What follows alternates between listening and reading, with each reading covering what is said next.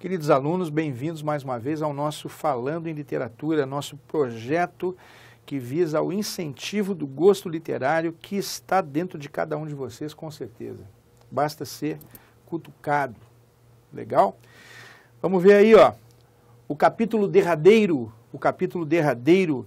da narrativa defunta do morto Brás Cubas. É o último capítulo do romance Memórias Póstumas de Brás Cubas. Sensacional, né? Uma maravilha, uma maravilha. João Jali, não gostei. Pô, gente, vamos lá, com boa vontade, isso aqui é uma coisa sensacional, chega a ser emocionante. É um capítulo só de negativas, né? O último capítulo das narrativas lineares românticas costumava ser um capítulo de conquistas, de felicidades, né? Que nem o último capítulo de novela global, não é não? Todo mundo se acerta, no mesmo capítulo tem não sei quantos casamentos, não sei mais o que, sai todo mundo rindo. Aqui o papo é diferente, aqui a conversa é outra. Legal? E é, pelo menos na minha opinião, uma obra de arte, né? Assim como todo esse livro, mas esse capítulo em especial é uma grande obra de arte. Vamos ver? Olha lá, ó. Das negativas. Entre a morte do Quincas Borba e a minha, mediaram os sucessos narrados na primeira parte do livro. O principal deles, o principal dos sucessos, foi a invenção do emplasto Brás Cubas, que morreu comigo, por causa da moléstia que apanhei.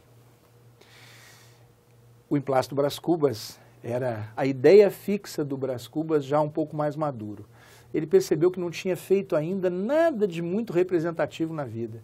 Aí ele um dia tem uma ideia brilhante. Já sei, eu, Brás Cubas, serei o inventor de um medicamento sublime capaz de curar a hipocondria da humanidade. Porque a humanidade é muito triste, muito doente e muito, muito melancólica.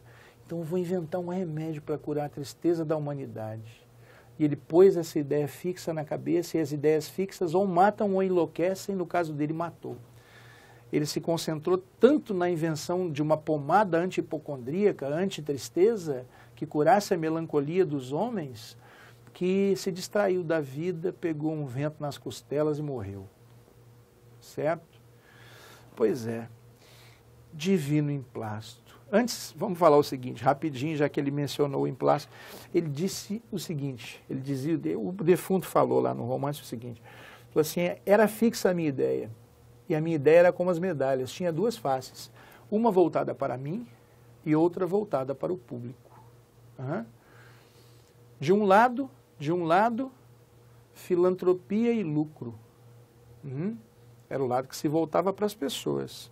De outro, amor da glória. Ele quis inventar um medicamento, o emplasto Brás Cubas, não foi para curar ninguém não, rapaz. Que conversa é essa? Queria era ganhar dinheiro e ficar famoso.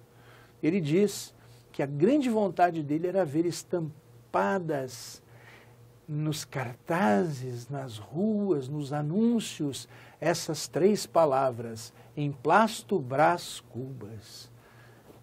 A ideia não era curar ninguém não, que se dane o próximo. A ideia era ficar famoso e ganhar dinheiro. Era isso. Beleza? Divino emplasto, tu me darias o primeiro lugar entre os homens, acima da ciência e da riqueza, porque eras a genuína e direta inspiração do céu. O acaso determinou o contrário. E aí, vós ficais eternamente hipocondríacos, vós, seres humanos, ficais eternamente hipocondríacos, doentes, melancólicos, chatos. Vai lá. Este último capítulo é todo de negativas. Não alcancei a celebridade do emplasto. Ele só queria ficar célebre, mais nada, não queria curar seu ninguém. Que morra de tristeza a humanidade inteira, eu só quero ficar famoso. Este último capítulo é todo de negativas. Não alcancei a celebridade do emplasto. Não fui ministro. Não fui califa.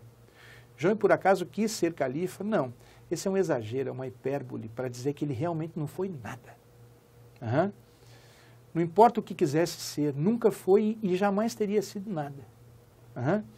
Não fui ministro, não fui califa, não conheci o casamento. Agora vem a parte que emociona. Verdade é que ao lado dessas faltas, quais sejam, não ter alcançado a celebridade do emplasto, não ter sido ministro, não conhecer o casamento, verdade é que ao lado dessas faltas, coube-me a boa fortuna de não comprar o pão com o suor do meu rosto.